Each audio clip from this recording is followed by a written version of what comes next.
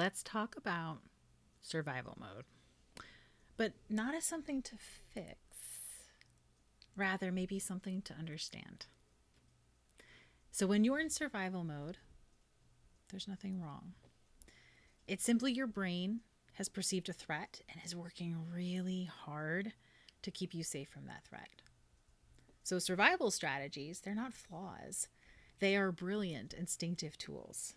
And how they manifest for you in particular is going to be very unique. And it's going to be customized to your body, your spirit, developed personally by you to keep you safe. For some of us, these survival strategies are present most of the time because we live in a culture that overvalues performance and productivity. Hustle is worshipped. The challenge is that self regulation is rarely taught amidst this hustle mentality. And when we're in constant movement, constant go mode, well, we're often not great at regulating. So we skip things like a full night's sleep or nourishing food. We prioritize success and busyness over social connection and time for hugs. This means that your base needs often go unmet. That means it's much easier for us to feel threatened, which then has us jump into survival mode. I have a 4-year-old.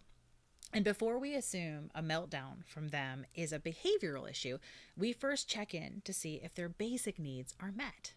Maybe their meltdown is warranted. So we ask things like, have they been fed? Have they had enough sleep? Do they need to use the bathroom? And have they had enough love and attention? And if the answer to 2 or more of those is no, then we start there. Because odds are they are simply in survival mode. And they're just needing some extra support in order to regulate their own system and have more of a reasonable response to the perceived threat. What if we all did this to our grown selves? I digress. And since we're already on a tangent, this is probably a good time to do a quick intro. So in case you're new to my space, hi, I'm Sunny. I have worked with Fortune 50 companies. I've been in boardrooms. I lived out of a suitcase. I lived in a tiny house. I have studied energy healing and emotional intelligence. I have facilitated strategic planning for CEOs and spiritual speakers alike. These days, I help high functioning humans slow down, with the goal being to actually hear yourself. While I hold a variety of degrees and certifications and a wide array of modalities and disciplines, most of what I share here comes from having walked through it myself. And to be clear, I am not a licensed therapist, so what I'm going to share with you here, this information, is for educational purposes only. All right, back on track. So we live in a culture glorifies the hustle, and often this can register in our system as pressure or even a threat. And our nervous system responds by putting us into survival mode. Hi, Ray. This is Ray. She shows up a lot. We just include her. So here in this video, I want to talk about what happens in your body when you're in survival mode and what can put you there. And then the really juicy part is the 7 survival strategies that humans tend to engage when we feel threatened, what those look like, and how you can move out of them when they're no longer serving you. So before we go any further, though, I have a caveat that I need to offer up. So what I'm about to share with you is sacred intel. We're going to talk about your nervous system and your patterns and how you can take care of yourself. Before we get into it, I need you to solemnly swear that you will not use this information to bully yourself. It's really easy to learn new information, have new insights, and then we start to judge our past self for not having done things differently, when the reality is your past self did not have this information and your past self was doing the best it could. So on my watch, there is no bullying of oneself. Deal? Okay, good. So I always like to start with definitions and context. I want to ensure that we're building on some common understood foundations. So let's start at the beginning. Fight or flight was first described by an American physiologist named Walter Cannon in 1915. He was studying animals and he described what he perceived as 2 possible responses found in an animal when presented with a threat. This was very quickly applied to humans as well, because at the core, we are animals too. And then he and other scientists began exploring the notion of fight or flight and became very interested in the sympathetic nervous system. This is the part of our nervous system that prepares us for action when we're presented with a perceived threat. And it does this by triggering some physical changes in our body. So when your sympathetic nervous system is activated, it typically brings with it a rush of adrenaline, rapid shallow breathing, increased heart rate, that sort of thing. For me, I tend to feel flushed and feel like a restriction in my throat when I know my survival mode is being triggered. When this happens in our body, it was thought that we would jump to one of two survival strategies to keep ourselves safe.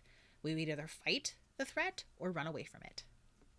So, what can trigger survival mode and activate that sympathetic nervous system? A perceived threat. So our brain, our biology cannot always distinguish between an actual threat and a perceived threat. So as an example, if you're presented with a tiger who jumps in your path, your brain is likely to respond the same way to that tiger as your brain responds when you get that ominous text from your spouse saying, "We need to talk." All our brain registers in both situations is threat, And in both scenarios, our sympathetic nervous system is activated. It sends a rush of adrenaline coursing through our body simply to support us in responding to that perceived threat. And that's when we pull forward a survival strategy to protect ourselves. Now, since the early 1900s, our society and culture have evolved a lot. And we have new things that can leave us feeling threatened. So along with these new threats, we also have access to some new responses to a perceived trigger. So specifically, a third one was added in the late 1900s, around 1995. Yes, did you catch that? I just called 95 the late 1900s. Did that trigger you a bit? Are you in survival mode? I'm just teasing. So even more responses have been added in recent years in the 2000s, and that's got us up to 7 known survival strategies. Sometimes credit for this is given to Richard C. Schwartz. He created a therapy modality known as IFS, or Internal Family Systems, and that work is credited to have lent support to the addition of some of these survival strategies starting to become a bit more mainstream. So to recap, survival strategy is a way of responding when you feel threatened. It happens when your sympathetic nervous system is activated and in response to that biological response. You then employ one of what we now know to be 7 survival strategies to keep yourself safe in the face of that perceived threat. So let's circle back for just a moment. Consider our culture, where we glorify busyness and hustle and that constant pursuit of more. This often results in low-level survival mode just being a constant. That means that your sympathetic nervous system is always at least a little bit engaged. And what happens is that your nervous system adapts to this being the new normal. Being in a constant state of low-level activation is just normalized in your body. So what does this mean for you in your life? Well, for one, you may have become comfortable with a certain level of discomfort in your body. You may be used to operating in what feels like perpetual overwhelm. It may feel like you can never quite catch up because there's always some level of dysfunction present in your life. What I want to explore with you today is what if? What if what looks like dysfunction is actually your nervous system and mind trying to protect you? What if what feels like overwhelm is actually a survival strategy? What if you have become so comfortable with all of this that you actually generate it around yourself because you don't know what to do if your sympathetic nervous system is not activated and you're not in survival mode? So what do you do to get out of this cycle, right? This perpetual state of activation and survival mode.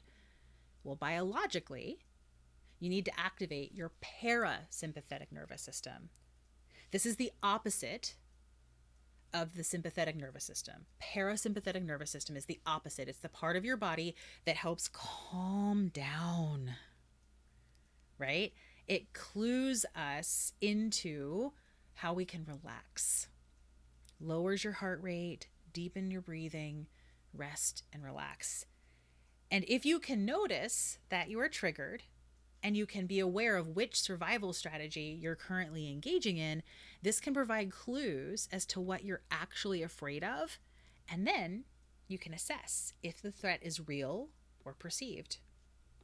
Then, if the survival strategy is no longer serving you because the threat is not real, you can begin to self-soothe.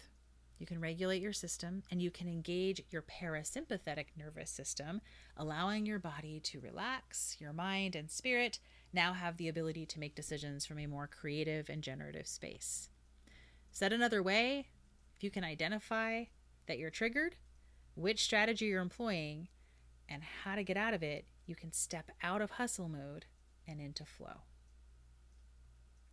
So as I go through these 7 survival strategies, I'm going to touch on what they look like in action and the underlying fear that they're trying to protect you from. I want to offer you some tips on how you can begin to self-soothe, regulate, and engage that parasympathetic nervous system.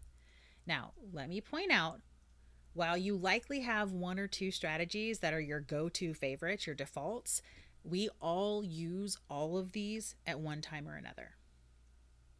Also, in case it doesn't go without saying, if you are engaged in one of these survival strategies in response to a true threat to your safety or well-being, the game is not regulation and self-soothing. The game becomes getting yourself to physical safety. Okay. All right, let's start with the OG, fight and flight. So we have fight, also known as the brawler response. When faced with a perceived threat, this strategy is employed to help you dominate over the threat. It can show up looking like anger, aggression, snapping, confrontation, literal, actual physical fighting, but it can also look like becoming assertive and taking charge. What's happening here is you're trying to avoid feeling powerless by attempting to reclaim your power in the face of this threat. It's reactive, but it feels productive because you're doing something, even if it's just arguing with strangers on the internet. When you find yourself here, acknowledge that your system is feeling scared of losing control. It feels very real that you may not be safe if someone else is in control. You jumped to this survival strategy because some part of you at some point was convinced that safety is found in domination. This one can be a little bit hard to see in ourselves, but the spell is often easily broken when someone else calls it out. When someone else says, "Hey, you seem really angry all of a sudden. What's happening here?" Those can be really magical words for somebody who's in fight. If you find yourself here and you notice it, begin with some validation. It is natural for humans to want control of their environment. You are just doing what is natural. It's okay. Take a breath on purpose, and then ask yourself, what am I trying to protect right now? Then look for small things you can control and offer your body some movement. Maybe go for a walk, work out, even take a drive. A change in environment can often be the key to beginning regulation when you're in fight mode. Next up, we have flight, or the runner. When triggered, runners will hide out. This could look like task avoidance or ghosting friends. The whole game here is to create distance between you and the threat, even if that threat is just a pile of laundry in the corner. At some point, you were given evidence that the path to safety is avoidance, to be unseen. If you leave the threat, it won't follow you, so you can create safety for yourself somewhere else. That's the belief here. So it can be helpful when you're here to acknowledge that you are craving space, and that's okay. You don't need to perform or be brave when you're overwhelmed. So express some gratitude to the part of yourself that is striving to protect you, and do not try to push towards the opposite by forcing bravery or confrontation. That doesn't usually work out very well. Instead, ask yourself, how much and what kind of space would make me feel safe right now? Try on some micro-presence. Find a spot where you can rest, take some breaths, create a small bubble of safety for yourself in that moment, reminding yourself that you are very capable of tending to your own needs. Next up, we have freeze. This can also look a lot like deer in the headlights. This survival strategy manifests in the inability to make a choice or take an action. It can look like procrastination, but it's really more akin to brain fog and zoning out. So unlike flight, where you want to just get away, when you are in freeze, you are unable to move. You are unable to escape the threat. So instead, you just shut down. There is usually here an inner belief at play that if you put your head in the sand long enough, if you play dead long enough, the threat will ignore you, move on, and disappear. So at some point, stillness kept you safe. So now your system is trying to keep you safe by slowing you down so that nothing in or around you breaks.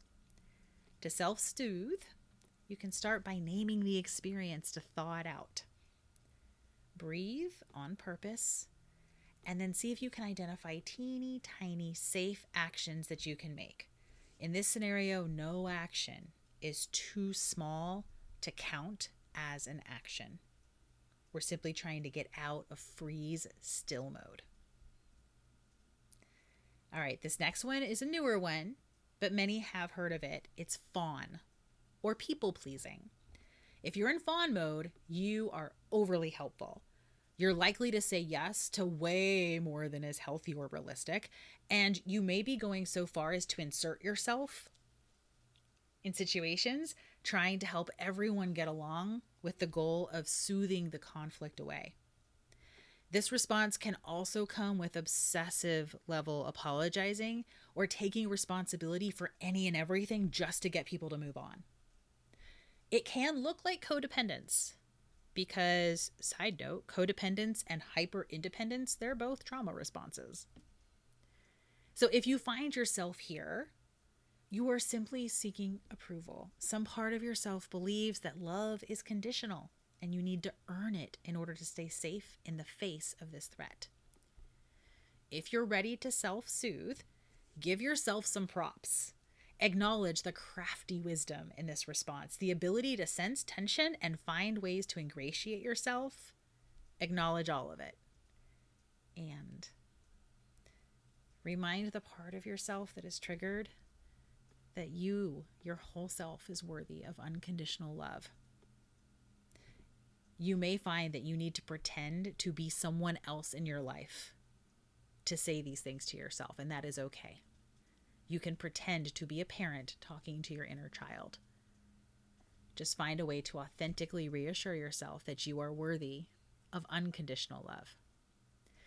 If this is a common response for you, a common survival strategy, you might find it helpful to adopt a practice that supports you in regulating your nervous system and grounding before you determine and enforce boundaries.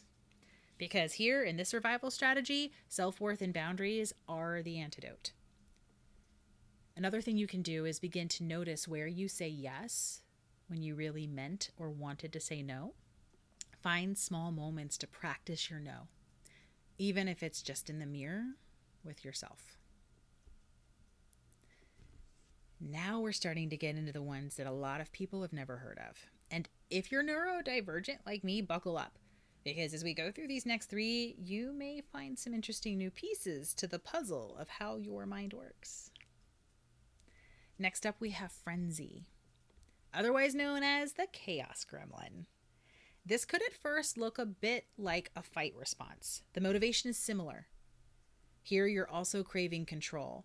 But instead of trying to control the thing that has threatened you and to dominate it, you are seeking other things you can control in order to avoid facing the threat itself. This often looks a bit like a chicken with its head cut off, doing all the things without actually getting anything done. It could also show up as the person who immediately goes to organizing things, jumping straight to action rather than sitting with the situation at hand. It's all just a flurry of activity designed to keep you from facing the actual challenge. In this case, there's a belief in you that so long as you're in constant motion, you can avoid the threat. But in this case, you're not moving away from the threat, rather around it, almost like you want to keep an eye on it without actually having to engage it. If you want to begin to self-soothe and regulate here, you can appreciate the part of yourself that is so masterfully creative and came up with so many other things for you to do. It can also help to acknowledge your need to control something. Just like with fight, it's natural. It's human nature to want to control your environment. Remember that activity is your armor. So ask yourself, what am I avoiding by staying busy? Another thing that can be helpful is to attempt to slow down and take on one task at a time. And in between each task, take some on-purpose breaths and see if you can allow yourself, even for a moment or two, to feel some things. Pull forward your discernment and determine what one thing you want to focus on next. Slow it all down. Next up, we have feeding, which I like to call consumption junction. When you're utilizing this survival strategy, you are over-consuming all manner of things. It could be literal emotional or binge eating, but it can also look like binge watching, hyperfixation, impulsive shopping, or even obsessive exercise. Your goal has become to disappear and hide out behind the thing you are consuming. The underlying motivation is to fill a void, and some part of you has learned that the only way you can soothe your nervous system is with outside stimulation. It can be helpful here to remind yourself that you are allowed to crave comfort. You can nourish yourself without any shame. Get curious and ask yourself, what is under the habit or the consumption? What type of comfort are you craving? I find that this one is often most effectively soothed when I create some supportive limits for myself and the opportunity to lean into my feelings. So personally, I've recently borrowed a trick from the TV show Shrinking. In it, Harrison Ford plays a character, Paul, and Paul will set a timer for 15 minutes, put on super sad music, dive into his grief, have a crying fest, and then when the timer goes off, dries his tears, changes the music, and goes back to regular life. This compartmentalization is not necessarily healthy or realistic for all of us, but I think it can be a really interesting exercise, and I have found it to be supportive because I'm putting a limit on it. I'm leaning into my feelings, and I'm giving myself the ability to provide myself with some comfort and support. The last one, forsake. Or if you're feeling feisty, you can call it fornication. This is the rule breaker. If you're engaging this survival strategy, you are seeking out risky behavior. You're looking to self-sabotage, and you're numbing through rebellion and thrill-seeking. This could look like having an affair. It could also be illicit drugs, gambling, smoking, cutting, or self-harm, anything that you perceive as risky. You're forsaking your own moral code, and often that also comes with the moral code of the community that you're in. You're going past or violating it. And the goal here is really to give yourself the experience, the illusion of autonomy. Some part of yourself knows that you need to feel something, but you aren't ready to feel whatever has been triggered by the threat, by the perceived threat. So instead, you're seeking out other feelings. You don't want the attention that comes with this threat, so you're creating scenarios where you can get a different kind of attention. The opportunity to self-soothe begins with getting honest with yourself. Say the thing you're not saying out loud, and ask for help. It could be that you're asking for help to shift the behavior, or it could be help in satisfying the sensation in a healthier way. I have a friend who, when they are triggered, this is their go-to survival strategy, and they tend to be a bit more promiscuous than their moral code would typically allow. And we've discovered that if they can catch it, asking for some platonic cuddle sessions can be the perfect antidote. So as with all of these survival strategies, I said earlier, they're going to be pretty unique to you. You're going to have developed these in ways that work for your experience in life. So with all of these, you'll have to experiment with what self-soothing and regulation techniques work for your particular manifestation of each strategy. So there we have it. All 7 F's. Fight, flight, freeze, fawn, frenzy, feeding, and forsake. I think all of this is helpful to know because if we can notice which strategy we're using, it can be a clue as to how we can regulate, soothe, and engage our parasympathetic nervous system. This leads us to being able to move forward with agency, freedom, and flow. When you find yourself deep in one of these survival strategies, remember that you are not broken. Your body is responding, because that's what nervous systems do. They respond. And the strategy being pulled forth is your mind's way of trying to protect you and keep you safe. These 7Fs are not flaws. They're simply responses. And they often serve you until they don't. They don't have to run the show forever. If you notice yourself triggered, but you aren't yet sure which strategy you're using, or even if the threat is real or perceived, it can be really helpful to treat yourself like a child for a moment and check in with all of your basic needs, just like I do with my 4-year-old.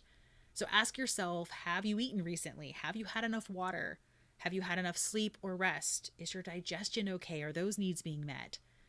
Have you had enough love and attention recently? Ensuring your basic needs are met can then free you up to assess if the threat is real and what strategy is at play. If the threat is simply perceived, you can then use the self-soothing techniques that I've shared so far as a starting point, right? Because we already covered that yours might be unique. I also want to say here, never underestimate the power of good old-fashioned therapy. If this all speaks to you, consider finding a therapist who works with IFS or internal family systems. They can help you better understand how each of these strategies uniquely manifests for you and your life circumstances, as well as which part of yourself is triggered and how you can tend to that part of yourself in order to minimize the effects of these strategies when they aren't serving you. And just in case your mind is going here, I want to interrupt the pattern and say, please know it would be very foolish to think that you're going to eliminate the presence of these strategies in your life. That's not the game. Why would you want to? They are wonderful tools. They are brilliant ways in which you have developed to protect yourself in the face of danger or a threat. The game is not elimination, it's recognition. Right? The goal is not perfection. It's regulation, it's spaciousness, it's choice. So if you want to keep exploring what it means to live a choice-driven life where your nervous system is not just surviving all the time, but slowly learning how to rest, engage that parasympathetic nervous system, and create some choice for yourself, you might enjoy the Meadow. The Meadow is a virtual community of folks who are peeling off the hustle armor. We're learning to listen to that inner voice and our inner knowing. And we're supporting each other through all seasons of life. I hope that this video gave you some access to a new way to see yourself, a new way to think about the things that are happening in and around you. And I just want to leave you with a quick little reminder. You're doing better than you think. Until next time. If this resonated and you want more content like this, you can hit that subscribe button to keep exploring. You're also invited into the Meadow, our cozy community. It's a virtual space away from the drama of social media, full of spiritual seekers and lifelong learners just like you. Thanks for being here.